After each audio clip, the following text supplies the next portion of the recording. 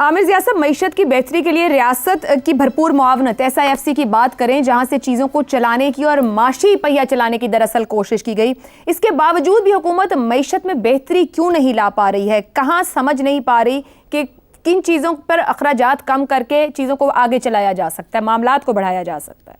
कि बहुत सारी चीजें जो मईशत में होती है ना, वो होती हैं आप कहते हैं इंटेंजिबल्स की, यानी कि फील गुड फीलिंग। अच्छा, आपके यहाँ फील गुड फीलिंग इसलिए नहीं आ रही कि आपके यहाँ सियासी अबतरी और अदम इस्तेकाम बहुत है, हमें नहीं पता है कि कल क्या होगा। और हुकूमत जो भी इंडिकेट कर रही है, जो भी इसकी पोस्चरिंग है, वो लोगों को इस बात को, ये मेरे ख्याल में सबसे बड़ा रीजन है कि हमेशा मईशत का असूल होता है कि फंडामेंटल्स बाद में ठीक होते हैं, पहले जो होते हैं ऑप्टिक्स ठीक होने लगते हैं। मतलब है कि आप ये देखते हो कि जी एक फील गुड फीलिंग आ रही होती है, लोगों का इत्मीनान बहाल होता है कि आगे चल के चीजें ठीक हो जाएंगी, तो हम वो चीजें करने से कासिर रहे। दूसरी बात ये हो गई कि SIFC की बहुत कोशिश है कि जी बैरून मुल्क से सरमायाकारी लेकर आए, लेकिन मसला ये कि जिस मुल्क में 50 से 60% टैक्स होगा कॉर्पोरेट के ऊपर, तो वो कहाँ से, मतलब है 39% तो आपका स्टेट है ना, उसके ऊपर फिर बाकी मतलब कॉस्ट ऑफ डूइंग बिजनेस हमारी इतनी ज्यादा है, दीगर टैक्सेस इतने ज्यादा है, तो अगर आप 100 रुपए कमाएंगे तो आपको 60 रुपए देने पड़ेंगे हुकूमत को। तो कौन बैरून मुल्क से आकर, बैरूनी सरमायाकार आकर यहाँ पे सरमायाकारी करेगा, जबकि यहाँ के अपने लोग जो हैं बहुत नाला है और वो सरमाया लगाने के लिए तैयार नहीं है। तो ये हमारी पॉलिसी का फंडामेंटल फ्लॉ है। तीसरी बात, ये जो इफ्तिखार साहब फरमा रहे थे, मैं उससे 100% मुत्तफिक हूँ कि हमारा जो रूट कॉज है हमारी मईशत की ज़बूहाली का, वो हमारा एनर्जी सेक्टर है। एनर्जी सेक्टर इसलिए मुश्किलात का शिकार है कि जिस तरह से बिला सोचे समझे इन्होंने मंसूबे लगाए, एनर्जी मिक्स का ख्याल नहीं रखा, फर्नेस ऑयल के लगाए। आप अंदाजा कीजिए, साहिवाल में कोल फायर्ड पावर प्लांट लगाया गया, वो हमारा एग्रीकल्चरल हब है, ठीक है ना, और वो कोल फायर पावर प्लांट जो था इंपोर्टेड कोल का है, यानी कि कराची में कोयला उतरेगा फिर वो जाएगा, ठीक है, तो उसकी इतनी कॉस्ट बढ़ जाती है तो वो बंद पड़ा रहता है। और मुझे याद है, मेरे पास वो डॉक्यूमेंट्स में अगर आप कहें दिखाऊं कि चीनियों ने उनको मना किया था कि यहाँ ना करें, लेकिन इतने हमारे हुक्मरान कोताबीन हैं, इतने मतलब इनमें मुझे नहीं पता कि क्या वो है, करप्शन है, क्या चीज है, कि उन्होंने इस तरह के मंसूबे लगाए, और एक नहीं लगाए, बेशुमार लगाए। किसने लगाए ये हमें पता है, उन्हीं लोगों को हमने as a part of the solution इस हुकूमत में लाकर बिठाया हुआ है अपने ऊपर। आप ये देखें ना कि जो कहेंगे ना ओरिजिनल सिन किसने की, एक तो IPP पॉलिसी थी पाकिस्तान पीपल्स पार्टी की। अच्छा, अब उसके बाद जो फिर 2013 से 18 के दरमियान नून लीग के दौरे हुकूमत में जो आप लोग लगाए गए यहाँ पर इसके मंसूबे एनर्जी के, वो आज पाकिस्तान के लिए वबाल बन गए। और ये सारी हम कैपेसिटी पेमेंट कर रहे हैं, उसकी सारी की सारी जिम्मेदारी इनके मंसूबों के ऊपर आती है। आपकी अगर मतलब 23,000-24,000 मेगावाट मैक्सिमम आपकी वो है, एनर्जी मिक्स हमारा 43-44 आप लोगों ने कैपेसिटी लगाई हुई है।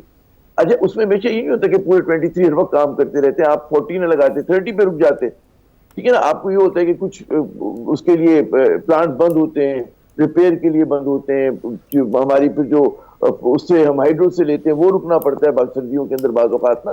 तो आप एजरा सी हमेशा कैपेसिटी ज्यादा होती है, लेकिन इतनी ज्यादा नहीं होती है, और इतने खुदकुश किस्म के जो हैं आप मुआहदे नहीं करते, और इन्होंने वो मुआहदे किए जिसकी सजा जो है आने वाले कई बरस तक 2036 तक के कुछ मुआहदे हैं, 2026 तक भुगतेंगे, क्योंकि आपको कैपेसिटी पेमेंट करनी है। ठीक है ना, कुछ उस वक्त तक कहें तो भाई इन्होंने हमें मरवा जी आमिर ज़िया के ये लाजमी आमिर ज़िया ये कि लाजमी न था कि ये मुआहदे डिबेट किए जाते, पार्लियामेंट के अंदर बताया जाता कितने पैसे खर्च होंगे, कितने पैसे खर्च नहीं होंगे, हमारी ज़रूरियात क्या हैं, हमारे पास ट्रांसमिशन लाइनें कैसी हैं, क्या वो इसको लोड को बर्दाश्त भी करेंगी या नहीं करेंगी, और जिन दिनों में हमें बिजली की ज़रूरत नहीं होगी तो हम ये पैसे क्यों दें, क्यों नहीं इन्होंने डिस्कस किया, वाई नॉट।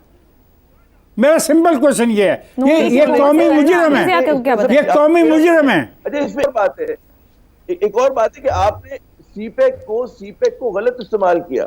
सीपेक में आपने इकोनॉमिक जोन तो बहुत आपके कहाँ बने, आपने क्या किया, डेट किस्म की इन्वेस्टमेंट की, कर्जा लेकर आपने कहा जी लाहौर में हम ट्रेन चला रहे हैं। अच्छी बात है, अगर आपके पास पैसे होते आप इंफ्रास्ट्रक्चर का वो प्रोजेक्ट डेवलप करते, लेकिन मांगे तांगे के पैसों से जिसको आपको अदा करना मुश्किल हो रहा है, ये जो इनकी पॉलिसीज थी इन्होंने पाकिस्तान को मरवा दी। वरना हमेशा ये होता है कि हम अपनी चादर के मुताबिक रहते हैं, ठीक है हम बस सपोर्ट कर सकते, बस करेंगे, हम लोगों को कहेंगे हम सादा जिंदगी पे अपनाएंगे, लेकिन फिर आप देखिए हुक्मरानों के लल्ले तल्ले वैसे ही हैं। बिल्कुल ठीक, आमिर ज़िया साहब, पराडो गाड़ियां, इनके जुलूस जो है गाड़ियों के कॉन्वॉय चल रहे हैं, वहाँ तो कॉस्ट कटिंग नहीं हो सकती, क्योंकि जाते ही वहाँ इसलिए कि ये लग्जरी एंजॉय की जाए, लेकिन यहाँ पे एक सवाल ये भी उठता है कि जब मुल्क में एनर्जी क्यों नहीं क्राइसिस किया सर उन्होंने इतना ना, था तो बढ़ा 14-15 से अदर ऑप्शंस की तरफ क्यों नहीं गया? सोलर के ऊपर इतना पैसा सोलर पे लगा लिया जाता, उसी वक्त उस ऑप्शन को अवेल करने की कोशिश नहीं गई। नून लीग की गवर्नमेंट गई तो उस तरफ, मगर अडॉप्ट नहीं कर सके। अब साहब मैं आपकी जानिब आऊं, टैक्स रिफॉर्म्स तो करते करते अभी पता नहीं हमें कितना वक्त और लगे, लेकिन और तरीका एक एक्सपोर्ट है जो आपकी आमदन में इजाफा कर सकता है।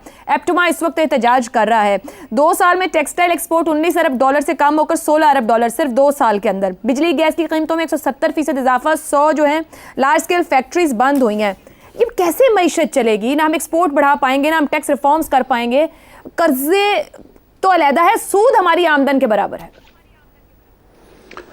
तकरीरों से नहीं चलेगी कम अज़ कम मैशत। अभी हम पहले हिस्से में बात कर रहे थे कि हम तकरीरें बहुत करते हैं, अमल नहीं करते। हमें एक विक्टिम चाहिए, हम खुद विक्टिम हैं, और हमें एक ऐसा पुतली चाहिए जिसको हम आग लगा दें चौक में खड़ी करके और कहीं ये हमारे गुनाहों का कफ़ारा दाव। पेगन सोच है हमारी कि जी ये जला देंगे ना तो बस हमारे सारे मुसीबतें दूर हो जाएंगी। करना कुछ नहीं हमने।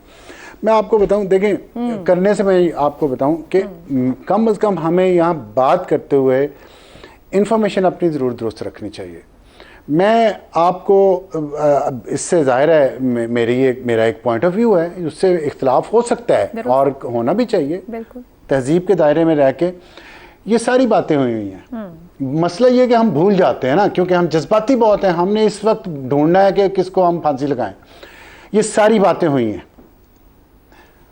जब ये 2013 में जब ये काम शुरू, देखिए कैपेसिटी पेमेंट जो है ना वो मुआहदे नहीं ठीक, इसमें कोई शक नहीं है। और ये एक हुकूमत का कसूर नहीं है, पिछले 24 साल में जितनी हुकूमतें आई हैं सबका कसूर है। लेकिन हमने सबको नहीं कहना, हमने एक को कहना है।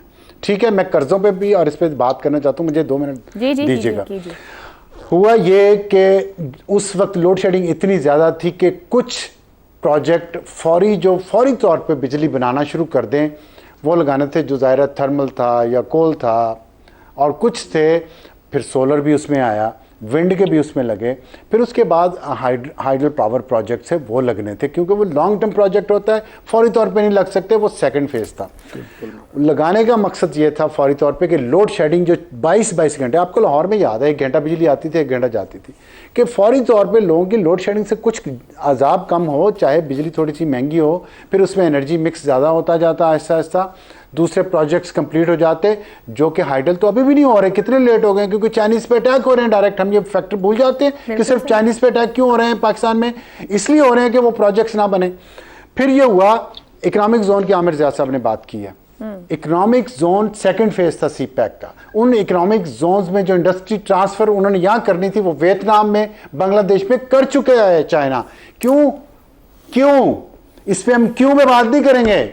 हम ये नहीं बताएंगे कि 2013 में हुकूमत के आते ही 3 महीने बाद किस ने क्या क्या साजिश की सरकारी नौकर ने, नहीं बताएंगे हम।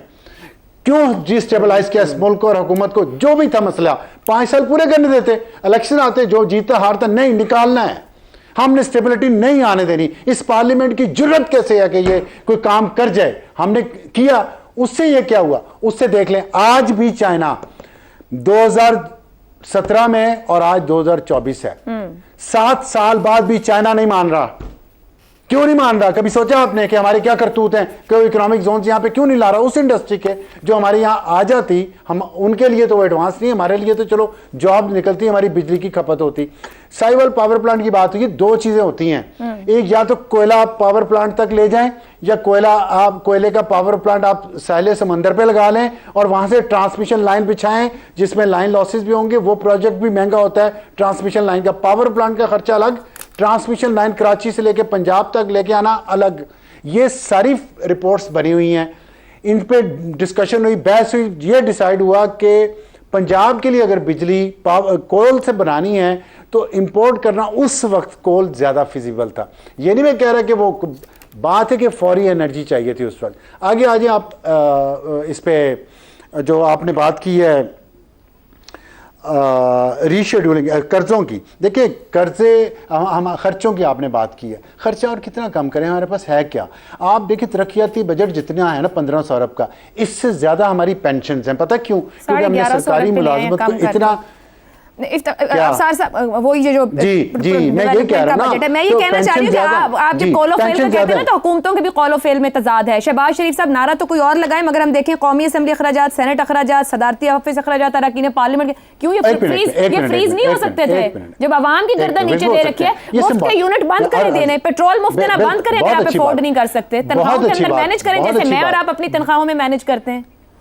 ये क्यों नहीं हो सकता? बहुत अच्छी बात की आपने, बता रहा हूँ ना, फिर मुझे सुनिएगा जरूर। अब आप देखें अपना टाइम दे रही तो मुझे भी दे। तो आपने जो सवाल पूछा है ना, बड़ा अच्छा सवाल है। मैं ये कह रहा हूँ कि ये सिंबॉलिक है, ये जितनी आपने बातें की है ना, इनमें खर्चा कम, इनको फीस ये सिंबॉलिक है।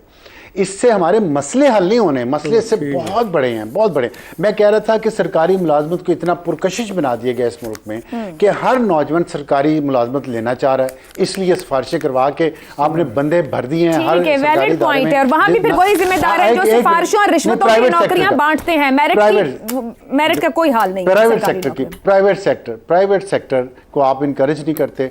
तमाम जगहों पे सरकार के किसी न किसी इदारे का सरकार का ही काम है सर के प्राइवेट को इनकरेज करे और सरकार के अंदर भी अकाउंटेबिलिटी और मैनेजमेंट। बहुत शुक्रिया। आप साथ साथ प्रोग्राम को यही कंक्लूड करेंगे। इजाजत दीजिए, अल्लाह हाफ़िज़।